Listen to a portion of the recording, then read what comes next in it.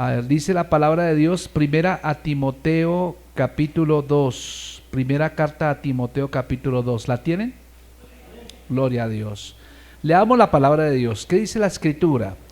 Dice: exhorto ante todo a que se hagan rogativas, oraciones, peticiones y acciones de gracias por todos los hombres, por los reyes y por todos los que están en eminencia, para que vivamos quieta y reposadamente en toda piedad y honestidad, porque esto es bueno y agradable delante de Dios nuestro Salvador, el cual quiere que todos los hombres sean salvos y vengan al conocimiento de la verdad. Porque hay un solo Dios y un solo mediador entre Dios y los hombres, Jesucristo hombre, el cual se dio a sí mismo en rescate por todos, de lo cual se dio testimonio a su debido tiempo. Para esto yo fui constituido predicador y apóstol, digo en verdad en Cristo, no miento, y maestro de los gentiles en fe y verdad. Quiero pues que los hombres oren en todo lugar, levantando manos santas, sin ira ni contienda. Amén y amén. Amén, gloria a Dios. Quiero hablarle en esta mañana acerca del propósito primario que Dios tiene para todos nosotros. Propósito primario, el propósito primario de Dios para el creyente. Y yo creo que algo que Pablo enseña acá es precisamente esto. Cuando Pablo le escribe a Timoteo, en esta oportunidad Timoteo ya es pastor de una iglesia. Timoteo era un muchacho, hijo de un padre griego, ¿cierto? De una mamá hebrea, pero Timoteo fue formado realmente por Pablo. ¿Cuál era el propósito? Pablo formó a Timoteo para que fuera pastor y efectivamente lo vino siendo, y vino siendo el pastor en la iglesia de Éfeso. Así que Éfeso vino a ser la iglesia de Timoteo. ¿Cómo le parece a usted?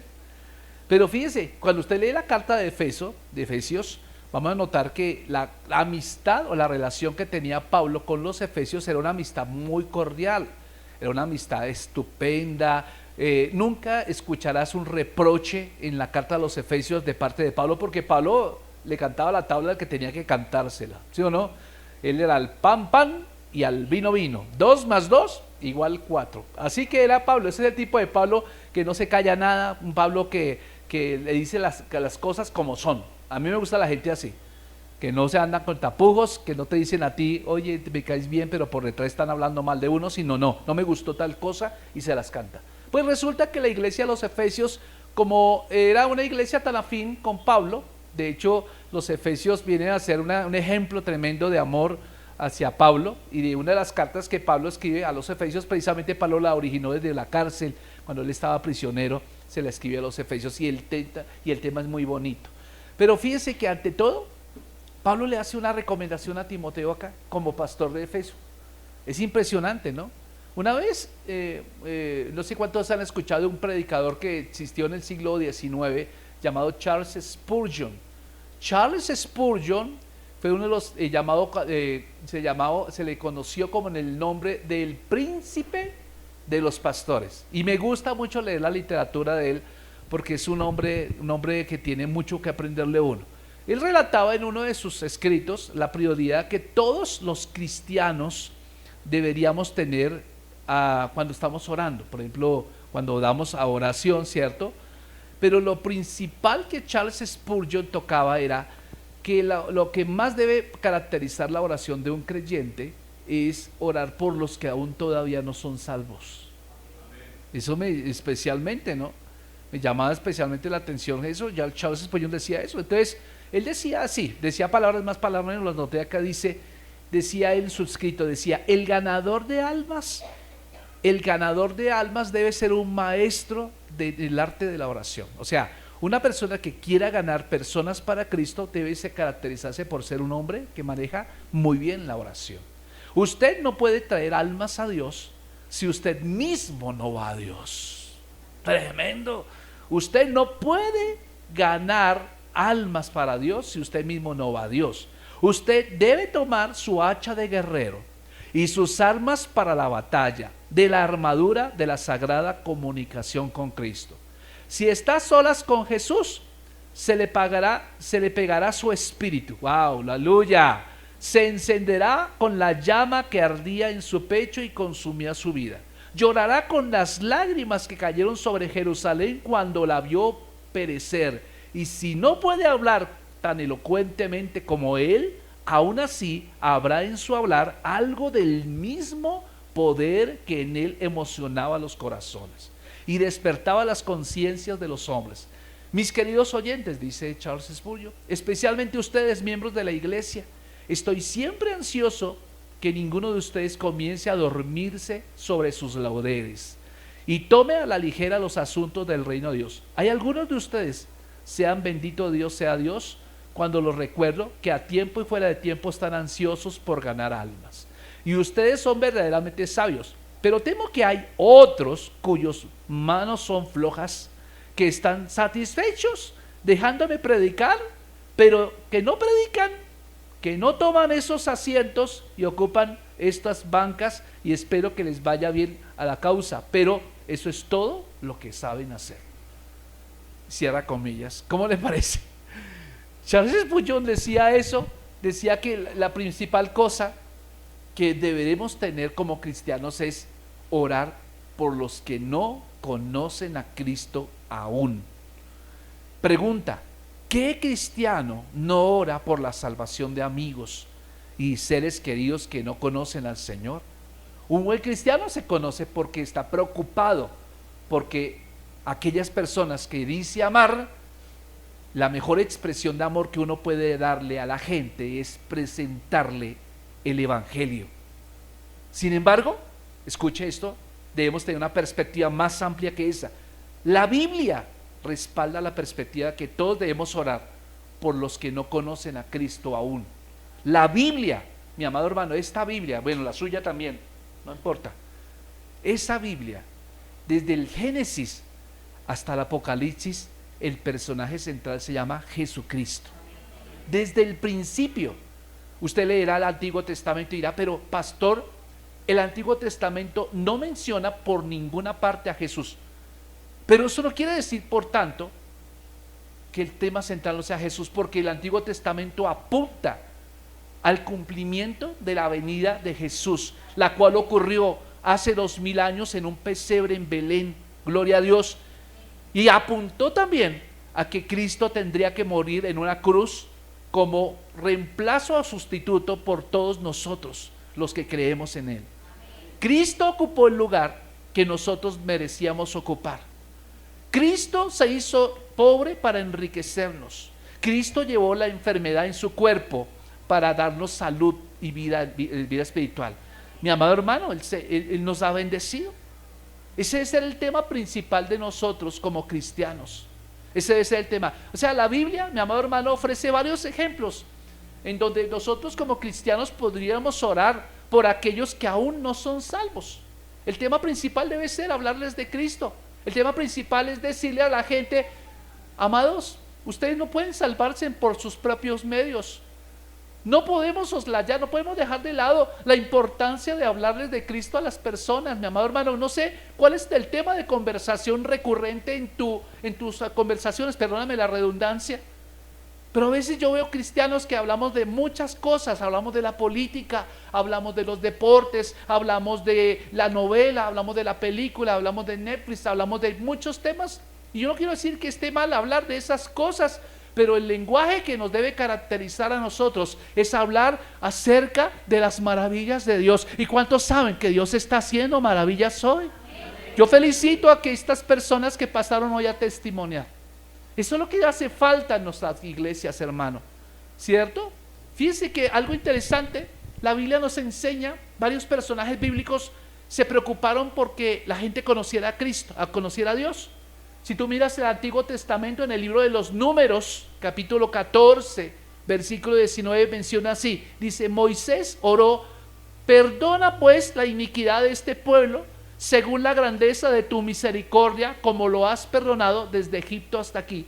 Moisés Desde el Antiguo Testamento está orando para que las personas se reconcilien con Dios. Está orando por eso, ese era su propósito. Moisés clamaba a Dios por el perdón de los israelitas que habían pecado. La Biblia también nos muestra otro personaje llamado Samuel. No sé cuánto has escuchado de Samuel. Pero Samuel, el profeta también oró por la salvación de Israel. Cuando tú lees allá el primer libro de Samuel, capítulo 7, versículo 3 al 5, dice: entonces Samuel habló a toda la casa de Israel diciendo: si de todo vuestro corazón os volvéis al Señor, quitad en medio de vosotros a los dioses extraños y a las astartes, y preparad vuestro corazón para el Señor, servidle solo a Él, y Él os librará de la mano de los filisteos. Entonces los hijos de Israel quitaron los Baales y las astartes y sirvieron solo al Señor. Y Samuel dijo: reunid a todo Israel en Mizpa, y yo oraré por vosotros al Señor. O sea, ¿cuál es el ministerio que estamos viendo acá? Nosotros tal vez hemos permitido algo que el mundo nos ha presionado, y es orar por las necesidades nuestras. Y no está mal que oremos por nuestras necesidades, no estoy diciendo que está mal, pero esa no es la principal razón por la cual tú viniste a Cristo. Tú viniste a Cristo no para que tú, Dios maravilloso, cumpla tus planes.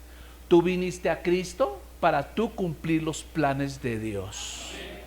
Te lo vuelvo a repetir. ¿Por qué estamos en Cristo? No para que Dios nos bendiga nuestros planes. Tú viniste a Cristo porque tú estás acá para bendecir los planes de Dios. ¿Entiendes eso? O sea, que Dios no es tu ayudador como muchas veces nosotros pensamos. Fíjense que la Biblia también nos menciona que el mismo Samuel, más adelante, en el primer libro de Samuel 12:23, después de reprender al pueblo de Israel por su pecado en demandar un rey, él le dijo a ellos: en cuanto a mí, lejos esté mí de pecar contra el Señor, dejando de rogar por vosotros. O sea, Samuel está diciendo: pueblo de Israel, ustedes han sido tan desagradecidos, ustedes han sido tan negligentes, todo estaba bien hasta que ustedes demandaron que tuvieran un rey como los pueblos vecinos, pero ustedes ya sabían que tenían un rey. ¿Cuál es su rey? El rey de los cielos.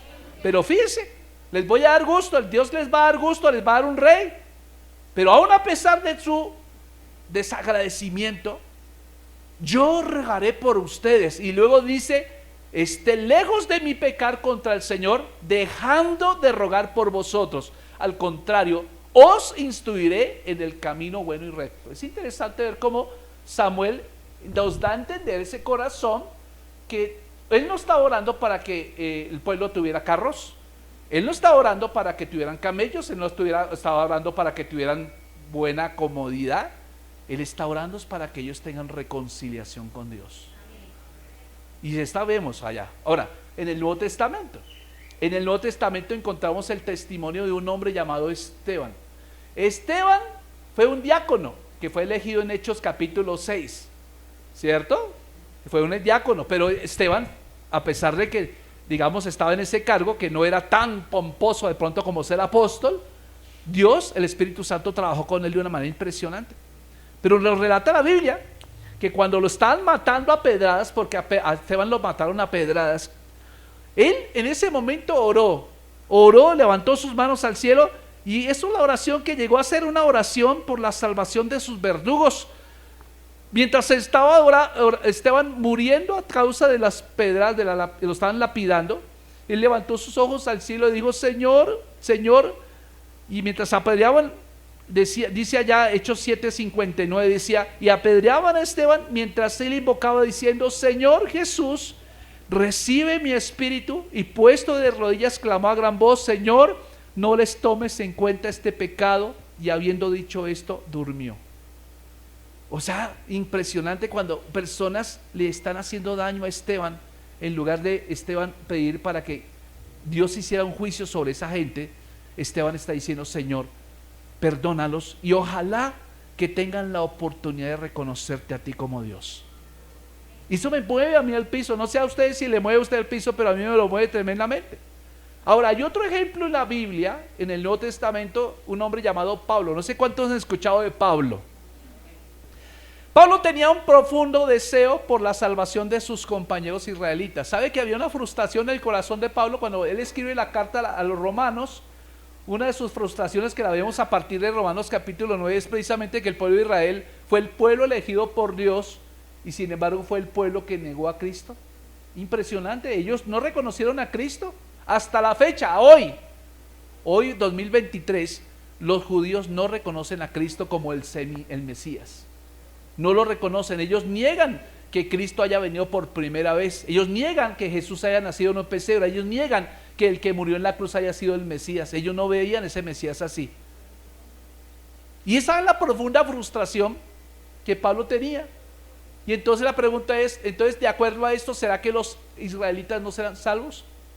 Y entonces Pablo, a pesar de todo eso, él empieza a orar por ellos. Y yo te digo una cosa, los israelitas iban a ser salvos en su gran mayoría en la gran tribulación, de la cual usted ya no va a estar presente porque usted estará en las bodas del Cordero en el cielo.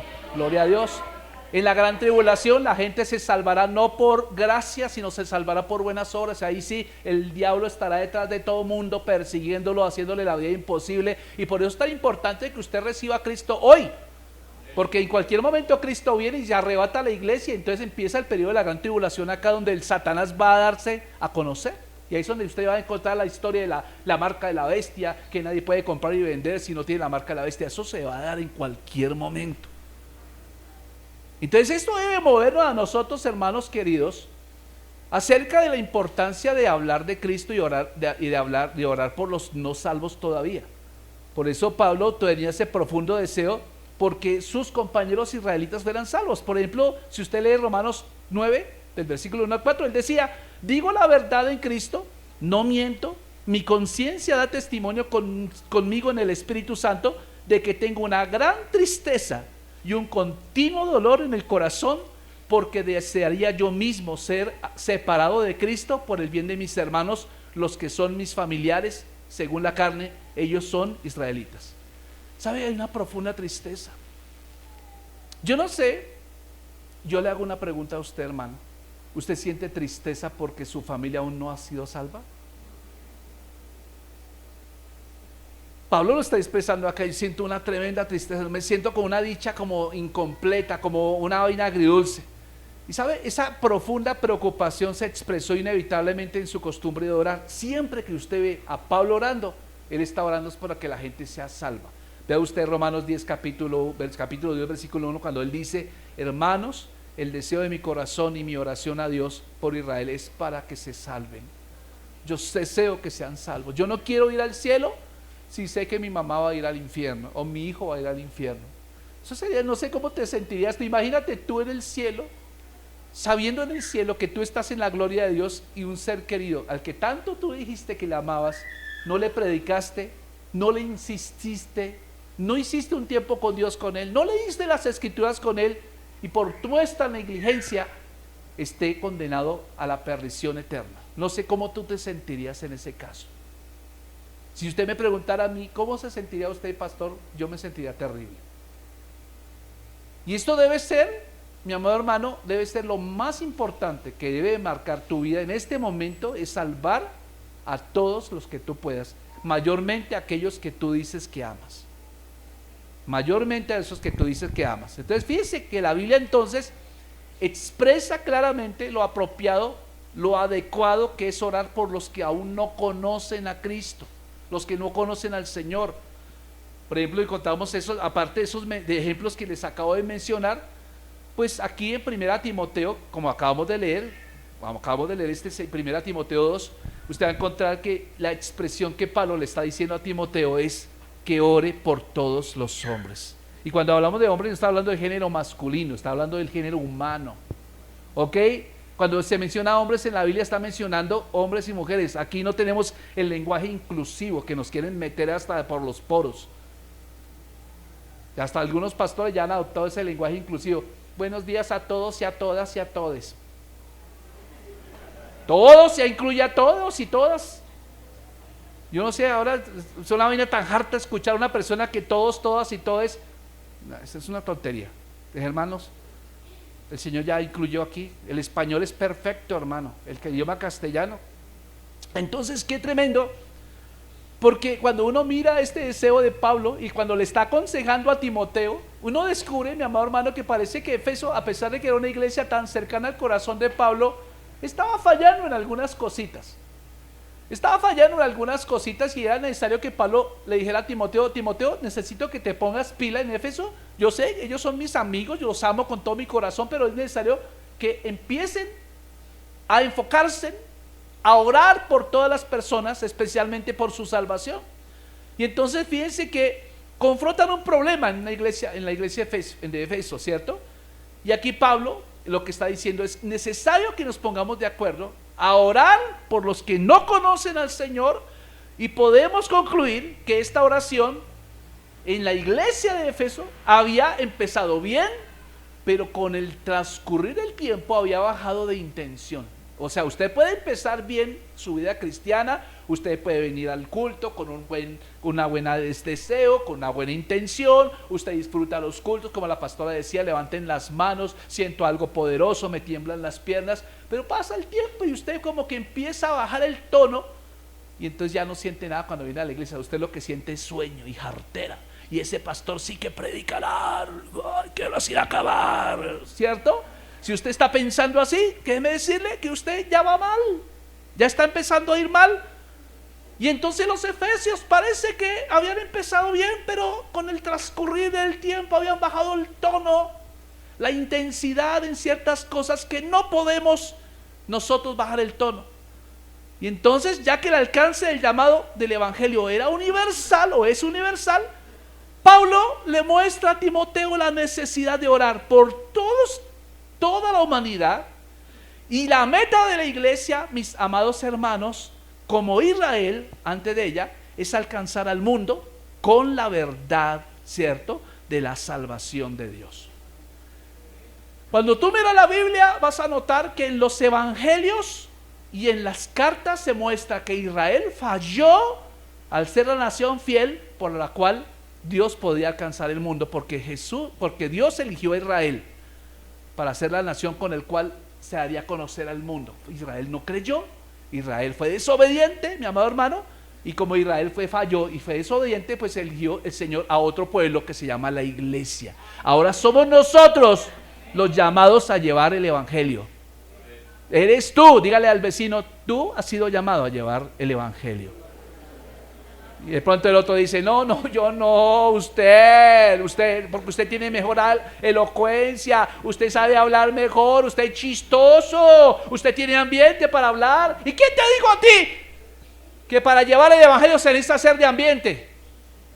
Tienes que abrir el pico y tienes que hablar, porque la transformación o el cambio lo va a hacer es el Espíritu Santo. Pero el Señor necesita un socio que abra su boca, que no esté hablando cosas negativas, que no esté hablando enfermedad, que no esté criticando, sino que hable las maravillas de la palabra de Dios, y esa palabra llegará con poder y el Señor transformará. Amén. El primer paso para poder cumplir el propósito de Dios es que aprendas a orar por los que no son salvos. Yo sé que cuando yo te pido a ti que ores por los salvos, yo pienso que te viene a tu cabeza tu familia que aún no es creyente. Pero no debe limitarse a tu familia no creyente solamente, sino también orar por los que aún no conoces. Tú no conoces. Aún te puedo decir algo, tienes que orar por aquellos que te caen mal.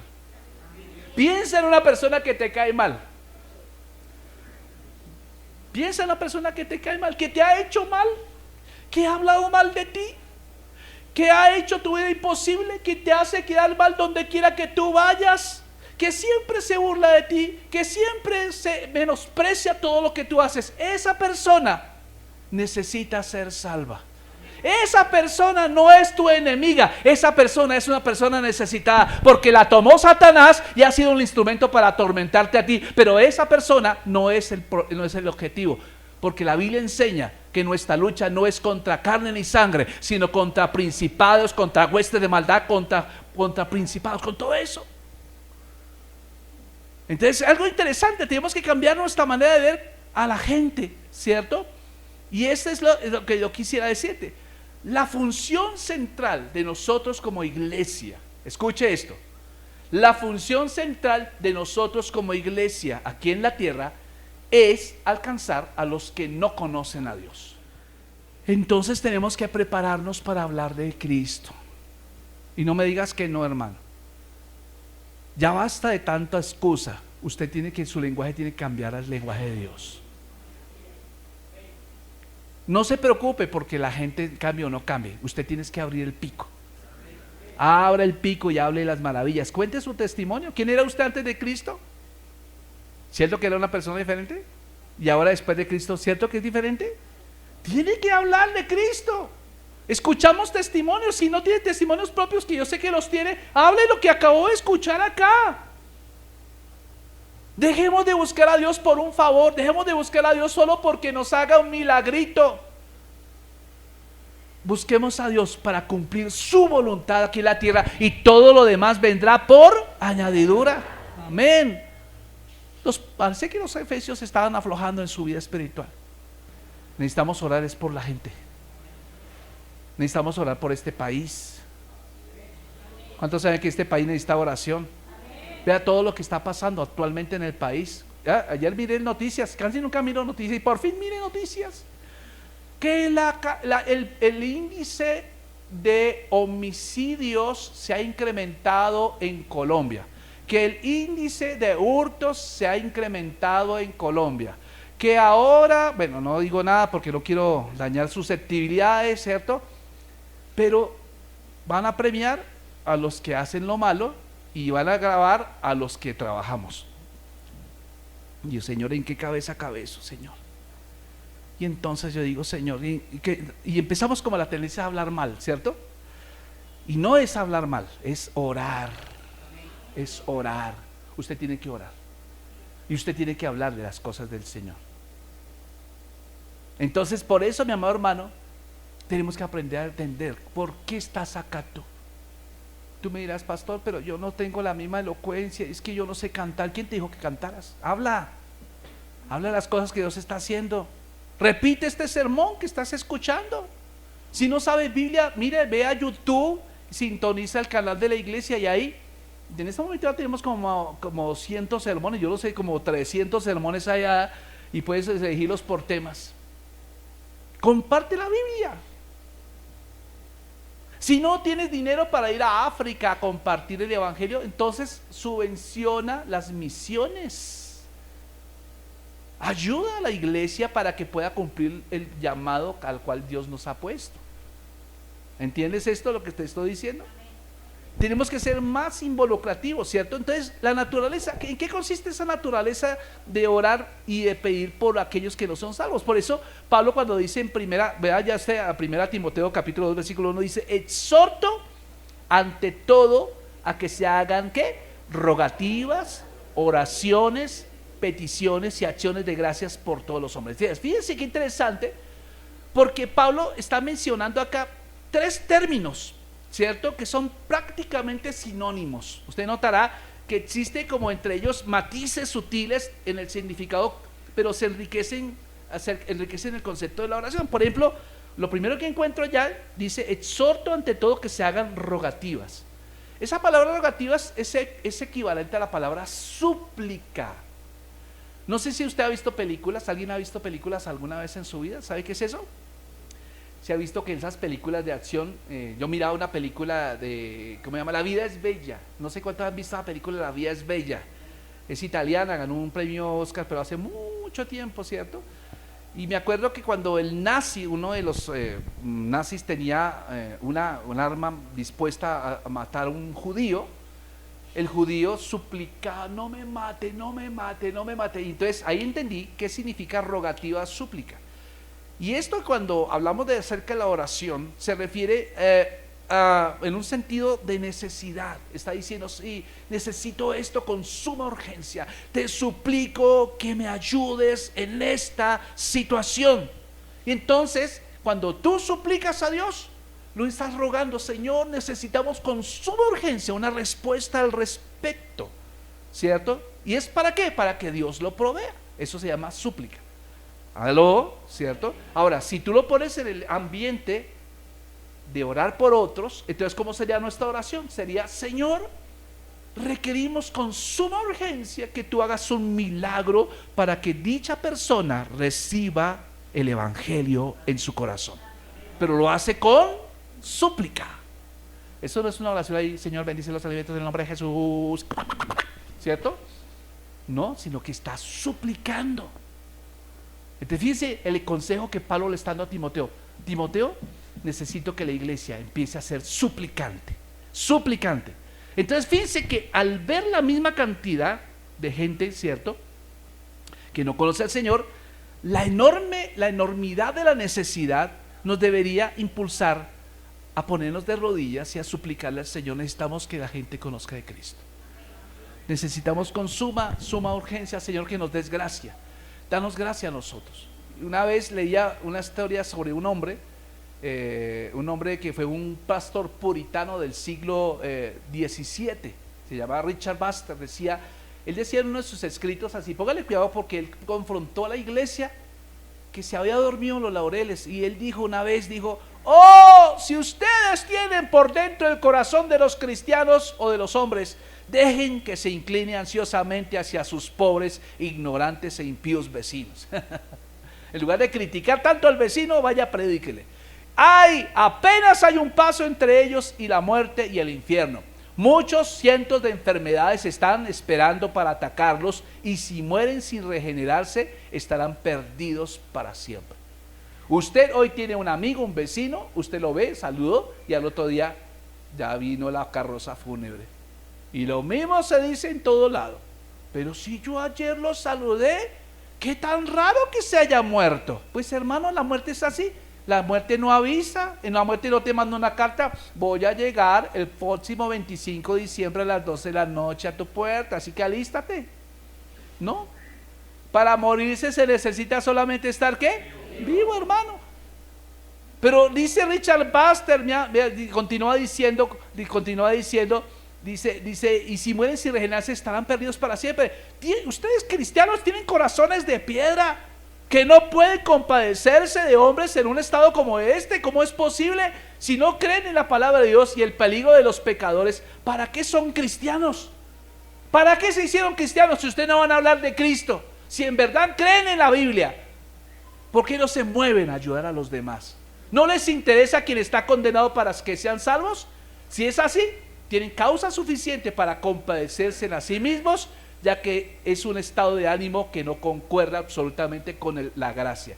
Viven ustedes cerca de ellos, se reúnen con ellos en las calles, trabajan con ellos, viajan con ellos, se sientan y hablan con ellos, y no les dicen nada acerca de sus almas o de la vida por venir. Si sus casas se estuvieran quemando, ustedes irían corriendo a ayudarlos. Entonces no los ayudarían cuando sus almas están casi quemándose en el fuego del infierno. Tremendo, ¿no? ¿Cómo le parece eso? Me puso, y era un pastor del siglo XVII, yo no había nacido todavía, ¿cierto? Usted tampoco había nacido en el siglo XVII. ¿Hay alguien que sea del siglo XVII aquí? Todavía no, ¿cierto? Pero luego la segunda cosa que Pablo menciona a Timoteo es, vean, no solamente ustedes tienen que orar con súplica, en segundo lugar, ustedes tienen que orar. La oración se refiere simplemente a una petición general, a diferencia de súplica, ¿cierto?, en las escrituras, que solo se refieren son para referirse a Dios. Por lo tanto, esto conlleva un elemento único. Cuando usted ora, usted también adora.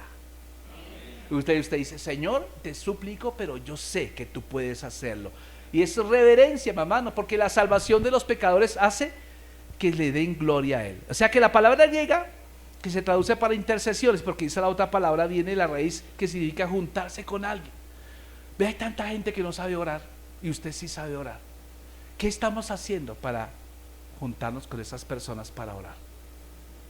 Ve, yo una vez estaba en un lugar y dije, ¿cómo puedo hablarles a la gente de Dios? ¿Sabe cuál es la mejor forma de hablarles de Dios a la gente? Orando por ellos. Y entonces imaginémonos que Patricia estaba trabajando en una empresa y ella no conoce de Dios, y yo, ¿cómo hago para hablarle de Dios a Patricia? Pone un ejemplo. Entonces le dije, Patricia, ¿tú tienes alguna necesidad y me gustaría orar? Yo llevo una relación con Dios viva y eficaz, he visto estos milagros, y Él quiere que tú seas salva. pero quisiera, no sé si quieres que ore por ti. Bueno, lloré y ninguno negó que yo orara por esas personas. Todo mundo acepta una buena oración. Una vez estaba visitando a un familiar de una persona muy querida que era de la iglesia, de Dorita, de la casa 12, y me dijo: pastor, ¿será que usted puede visitar a mi tío que está agonizando en el hospital allí en Soacha, una clínica? Entonces llegué, y entonces el portero estaba ahí en la puerta y dije: bueno, es que vengo a visitar a fulanito de tal. Ah, sí, señor, ¿y usted quién es? Yo soy el pastor de la iglesia. Ah, sí, siga, padre. Me dijo: padre. Wow. Supo que yo era papá de Brenda, gloria a Dios, no sé quién se lo reveló. Bueno, yo no le negué porque yo soy padre. Y subí, eso me llevaron allá muy gentiles, y entonces estaba allí la hija del Señor, y entonces empezamos a orar y bueno, el Señor recibió a Cristo. Cuando hube bajado, ya todo el mundo estaba llamado: padre, yo quiero una oración, padre. Y entonces hasta la recepcionista y todo el mundo pidió oración, y yo con mucho gusto, y empecé a hablarles de Cristo. Que Jesucristo es el camino, la verdad y la vida. Nadie va al Padre sino a través de Cristo. O sea, se presentó una oportunidad, y yo cómo decir no, claro que sí. Y lo hice con total sinceridad, mi amado hermano. Salí contento, lo único que faltó que me invitaran a almorzar. Pero fue algo extraordinario. O sea, ¿cuántas oportunidades hemos dejado pasar por alto porque nos callamos al momento de hablarles el testimonio? La meta, la función, la misión por la cual tú estás acá es para que hables de Él. Es para que hables de Cristo. Háblale a tus hijos. Mira, tu Jerusalén son la familia con la cual tienes confianza, con la cual compartes a diario. Háblales. Háblale a la gente que representa a Judea, que son tus vecinos. Háblale a la gente que representa a Samaria, que son aquellas personas que no te agradan. Mira, en todas ellas el Señor dice: te voy a dar resultados. Gloria a Dios. Vea, puede que la persona no reciba a Cristo, el mensaje del Evangelio en el momento, pero esa palabra quedó incrustada como una espina, y tarde o temprano va a llegar una situación en la vida de esa persona que va a recordar tus palabras, y eso va a hacer que esa persona sea salva. ¿Cuántos quieren que sus familias sean salvas? Aleluya, tenemos que orar por eso. Por eso, mi amado hermano, cuando hablábamos de intercesión, por lo que lo está diciendo allá Pablo en la 1 Timoteo capítulo 2, está diciendo intercesión porque es ponernos al lado del Espíritu Santo. El Espíritu Santo está al lado nuestro diciéndoles: Lina, vas a orar por tus hijos, por tus nietos, por tus primos, vas a orar por tus sobrinos, vamos a orar, Faber, vamos a orar por tus nietos, bisnietos, ¿cierto? Vamos a orar. Y eso es lo que está queriendo decir el Espíritu Santo. Intercesión significa juntarnos con el Espíritu Santo para orar. A orar, ¿cierto? Entonces fíjense qué interesante, porque ¿cuántos saben que el Espíritu Santo intercede por nosotros? Y dice allá Romanos 8:26 que Él intercede por nosotros con gemidos que no pueden pronunciarse en castellano. ¿Cierto? El Espíritu Santo se está identificando con la mayor necesidad que tienes, y es hablar de Cristo. Y el último ingrediente son acciones de gracias. Acciones de gracias. ¿Cuántos saben que uno cuando ora tiene que ser agradecido? Hay gente tan desagradecida, Dios mío, que es algo que irrita el corazón. Vea, algo que Dios va a abrir siempre las ventanas a gente que siempre se acerca con Él cuando dices gracias por todo. Pero, ¿por qué la gente no da gracias a Dios? La gente no da gracias a Dios, ¿sabes por qué? Porque está pensando en el milagro, que si recibiste la Toyota Hilux o no. Está pensando si tiene el trabajo o no lo tiene. Vea, hermano, uno tiene que dar gracias antes de ver el milagro. ¿O no? La gente da gracias solamente cuando ve el milagro. Si ya, ¿para qué? Ahí no hay necesidad de orar. Tú tienes que dar gracias desde antes. ¿Estás orando por un trabajo? Ora desde antes. Diezma desde antes. Alguien dice: pastor, yo diezmo, pero cuando Dios me dé el trabajo me pongo al día con mis diezmos. Hermano, si no eres capaz de diezmar lo poco que tienes hoy, no vas a diezmar cuando tengas el trabajo. Y fíjate que eso hace que la puerta se cierre. El diablo utiliza, es un método del diablo para cerrarte la puerta. Pero cuando tú diezmas de lo que tienes, porque Dios no te va a pedir lo que no tienes, Por ejemplo, si yo tengo 1,000 pesos en mi bolsillo, ¿puedo diezmar o no puedo diezmar? ¿Cuánto puedo diezmar? De 10 para arriba, amigo. El 10% es lo mínimo. La mínima revelación, pero cuando tienes una relación viva con Jesús, vas a dar más del 10%. Y fíjate que eso abre las puertas. Eso abre las puertas.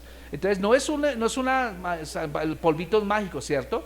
Pero es el cuarto elemento. Las oraciones evangelísticas tenemos que orar con un espíritu de gratitud hacia Dios, de que se entendió el ofrecimiento del evangelio. Cuando tú hables de Cristo a otra persona, dale gracias a Dios, porque esa persona va a recibir con prontitud el evangelio.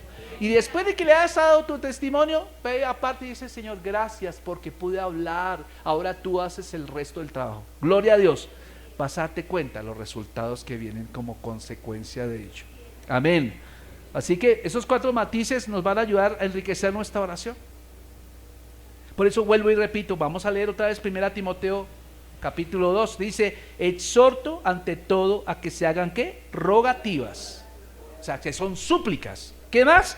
Oraciones, o sea, que lo haces con alabanza. ¿Qué más? Dice peticiones, o sea, pide, y acciones de gracia. Esas peticiones tienen que ver con intercesiones por todos los hombres, no solo por ti. Algo triste que uno puede ver en la vida de un creyente es que la persona pide por su necesidad y cuando Dios le responde, no volvió a la iglesia. ¿Qué significa? Cristiano egoísta. Pero cuando un cristiano, a pesar de que tiene sus necesidades satisfechas, tiene de todo, sigue viniendo a la iglesia y sigue pidiendo por otros, prepárate, porque Dios va a abrir las ventanas de los cielos para ti. Viene algo grande para ti. Tienes que cambiar tu mentalidad. Entonces, por eso, mi amado hermano, nos damos cuenta completamente de la condición desesperada de los que aún no conocen a Cristo. Y realmente, no sé cuántos de ustedes quieren ver a Dios glorificado, a Dios en las almas de las personas. Yo le digo: Señor, vea, hay muchos de ustedes que traen a sus hijos a la iglesia. Y ¿sabe una cosa? Yo percibo algo, que muchos de los muchachos que vienen acá vienen obligados. Ay, si no, hoy mi mamá me hace mal acá. Toca ir. Toca ir. Y entonces vienen así como arrastrando los pies. ¿Cierto? Así como esos zombies de ¿cómo se llama? De los muertos vivientes, ¿cierto? Así. Y uno los ve subiendo por la escalera, vienen por allí por la esquina así, vienen así arrastrándose como unos zombies. Vienen pesados. No, muchacho, si tú estás viniendo a la iglesia es por tu beneficio. Tú no le estás haciendo ningún favor a tu papá. Es porque ese papá, esa mamá te quiere tanto que quiere lo mejor para ti. Pero imaginemos por un momento que esta no es la iglesia de Dios, sino que es Procinal, Cine Colombia. Y estamos a punto de estrenar la película que ganó 50 Óscares. Pero a esa película, ¿a qué horas que va la boleta? ¿A qué horas, Joanito? A las 5. No, toca llegar a las 4 porque esa fila debe estar, pero rionda. Toca apurarle. ¿Sí o no? Ahí sí. Ponemos el despertador, ponemos el celular para que lleguemos rápido.